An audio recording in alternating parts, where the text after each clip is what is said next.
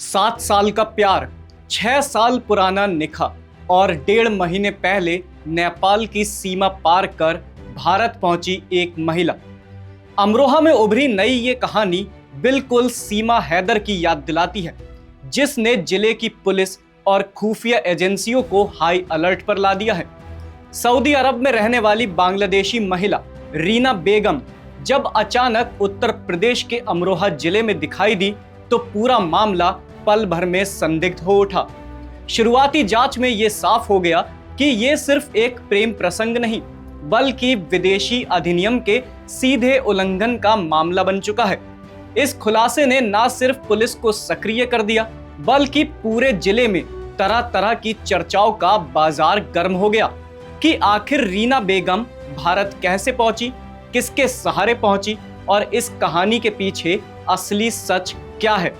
नमस्कार, मैं एकाग्र गुप्ता और आप देख रहे हैं द हिंदी टॉप। देखिए, मंडी धनौरा क्षेत्र में रहने वाले मोहम्मद राशिद के घर से पकड़ी गई बांग्लादेशी रीना बेगम के पास ढाका का पासपोर्ट तो था, लेकिन भारत में प्रवेश और यहां रुकने का कोई वैध वीजा नहीं मिला।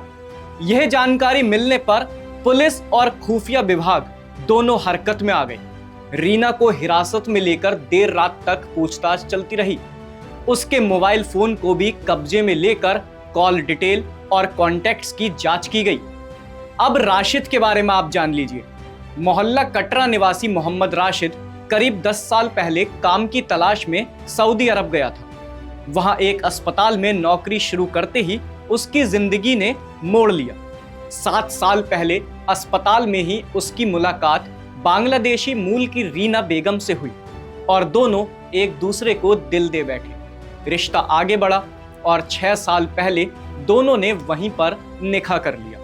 इसके बाद ये दंपत्ति सऊदी अरब में साथ ही रहने लगा। करीब 1.5 महीने पहले राशिद अपनी दूसरी पत्नी रीना को भारत लेकर आया। दोनों पहले सऊदी अरब से नेपाल पहुंचे और फिर बस के जरिए दिल्ली होते हुए अमरोहा के मंडी धनौरा कस्बे में राशिद के घर पहुंचे। लेकिन यह सफर आसान नहीं रहा। जैसे ही किसी पड़ोसी को रीना के बांग्लादेशी होने की भनक लगी, सूचना तुरंत पुलिस तक पहुंचा दी गई।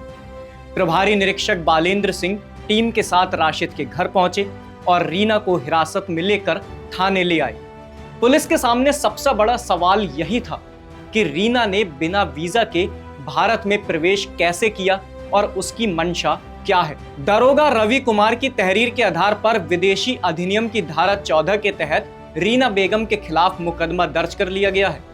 पुलिस के अनुसार भारत में बिना वैध दस्तावेज रहने पर कड़ी कार्रवाई हो सकती है। वहीं इस पूरे मामले पर एसपी अमित कुमार आनंद ने बताया कि रीना बेगम सऊदी अरब से अपने पति राशिद के साथ नेपाल के रास्ते भारत आई। उसके पास भारत का वीजा नहीं है, इसलिए पूरे मामले की गंभीरता से जांच की जा रही है। वहीं खुफिया एजेंसी भी मामले को संवेदनशील मानकर हर पहलू की जांच कर रही है। साथ ही रीना का दावा है कि वह सिर्फ अपने पति के साथ रहने के लिए भारत आई है। फिलहाल अमरोहा पुलिस और खुफिया एजेंसियों के सामने सबसे बड़ा काम है रीना बेगम की भारत यात्रा की असल कहानी को परत दर परत समझना। क्या ये सिर्फ पति के साथ रहने की चाहत थी या इसके पीछे कोई गहरी रणनीति छिपी है? ये सवाल अभी जांच के घेरे में है। रीना बेगम का भविष्य अब पूरी तरह जांच रिपोर्ट पर टिका है। वीजा उल्लंघन का मामला साबित हुआ तो कानूनी कार्रवाई तय है।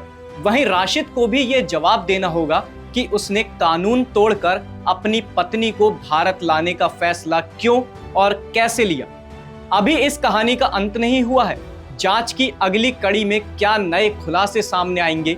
क्या ये मामला सिर्फ प्रेम प्रसंग तक सीमित रहेगा या किसी बड़े नेटवर्क की ओर इशारा करेगा?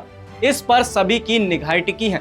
आपकी इस खबर पर क्या राय है, हमें कमेंट सेक्शन में जरूर बताएं और आप हमारे चैनल द हिंदी टॉप को सब्सक्राइब करें।